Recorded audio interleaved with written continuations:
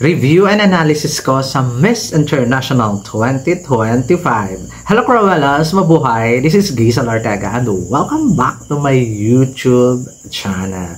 At ito na nga, naganap na nga ang Miss International 2025 at nasuyuhan ako kasi nga yung Binibining Pilipinas production ay napunta na sa Miss International. Nakakaloka.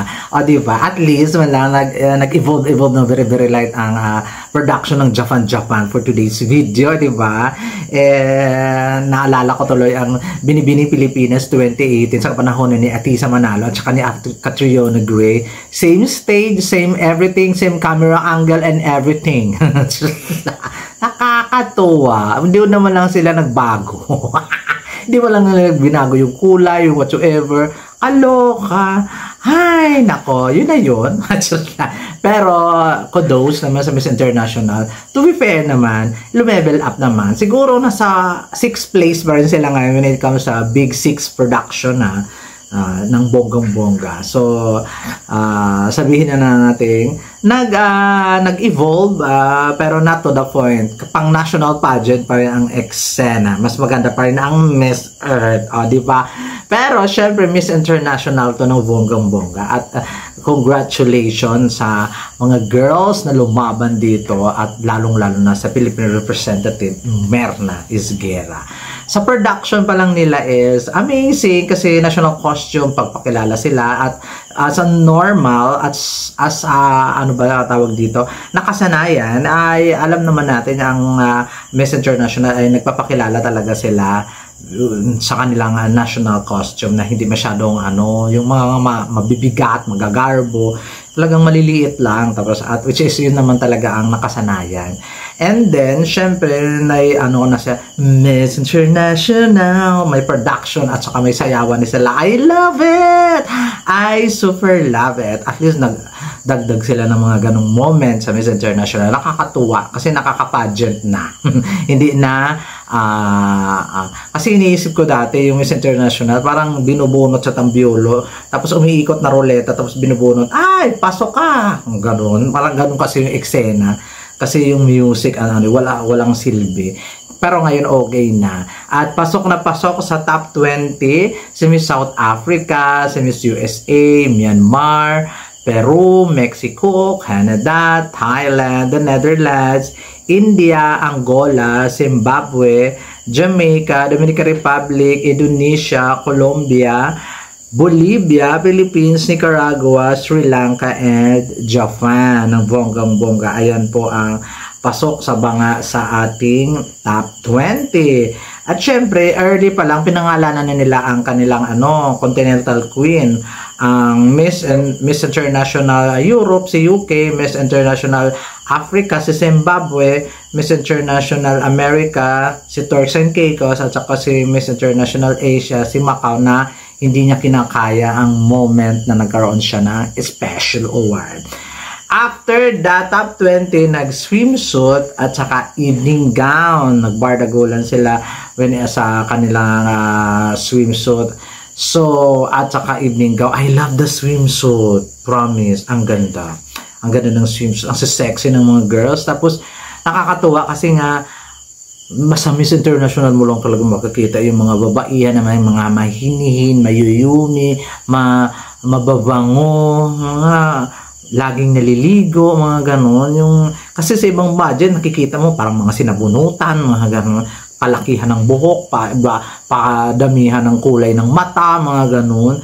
Tapos pakapala ng make-up, Miss Universe, shout out at Miss Grand.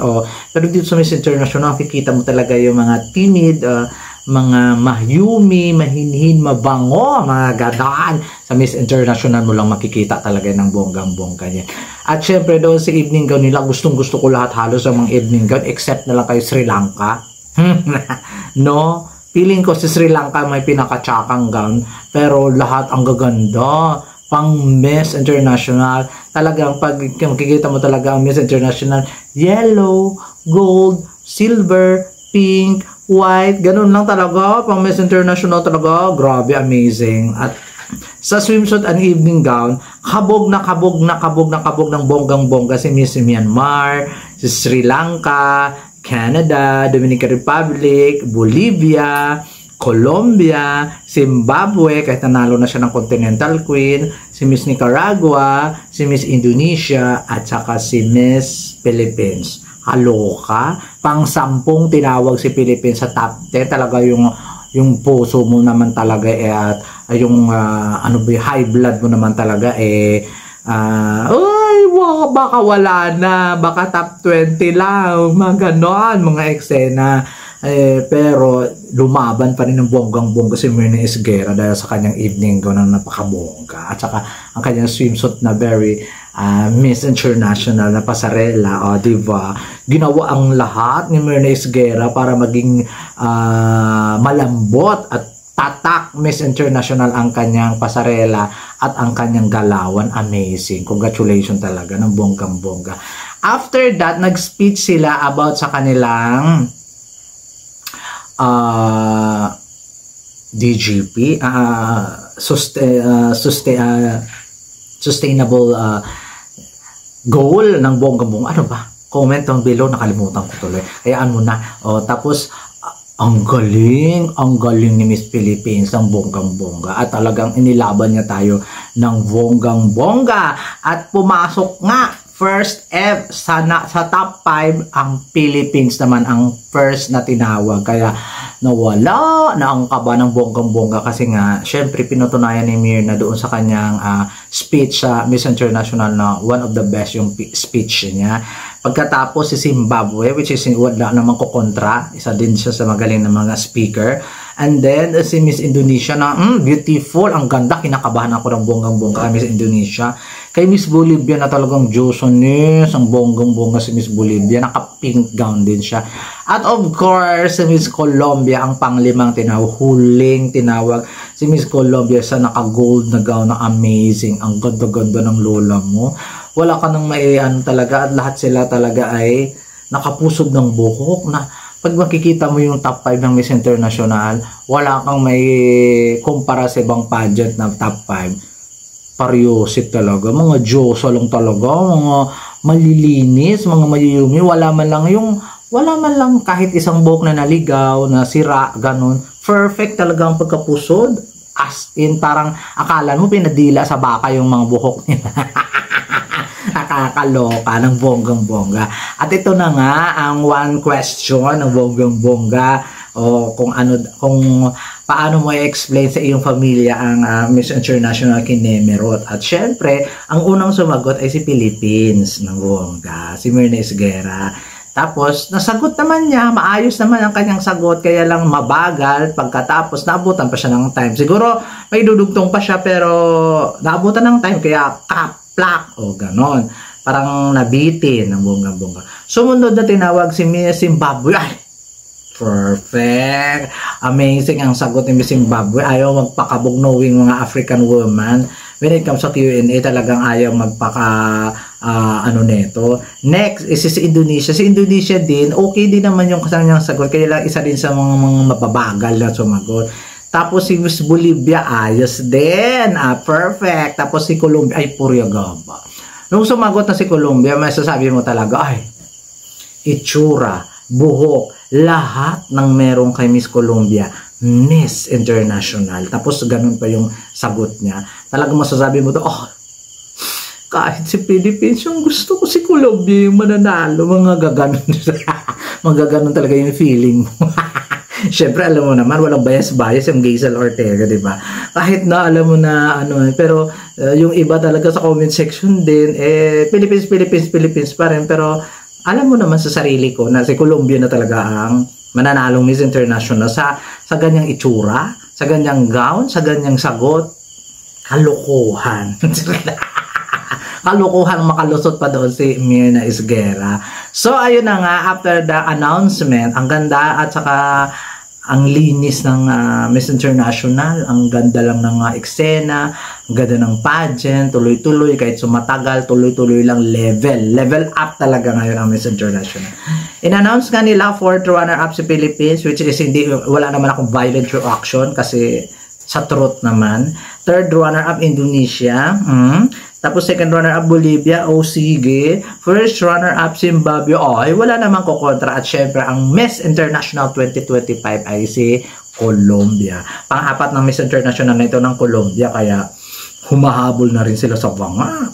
Di ba? Kasi kung animang Philippines, apat sa kanila. Pangatlo na sila sa may pinakamaraming Miss International.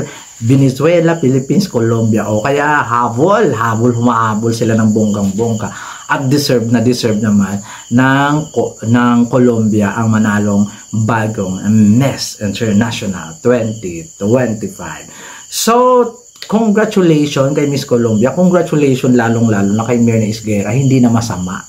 Ibinalik mo ang Philippines sa top 5 after Nicole Borromeo kasi na-El Tocuyo tayo last year. So sana next year makuha na natin yung corona. Nakakaloka. So hoping ako sa susunod na lalaban natin, Katrina Johnson, baka naman ikaw na ang susunod na Miss International. Pero saka na natin isipin yan. Congratulations muna kay Myrna. Nagpalambot. Ginawa ang ginawa ang assignment para maging Miss International prototype na kahit na obvious na rampadora ka at kabugera ka when it comes sa stage, ay ginawa mo din talaga ang lahat at mga damitan mo wala talagang perfect. Wala akong masasabi, maikukuda talaga, okay talaga ang kanyang OOTD lahat halos hanggang sa evening gown. At saka sa mga performance niya sa Miss International, nakaka-Miss International. So, congratulations. Sorry, ano ba yan? Congratulations, Myrna Isguera, sa 4th runner-up na ibinigay mo sa Pilipinas this 2025. And hopefully, sa susunod mong sali na pageant, kung sasali pa, Miss Universe Philippines na ha. Di ba? Kasi alam ko gigil kang rumampa, umikot at lambada sa stage.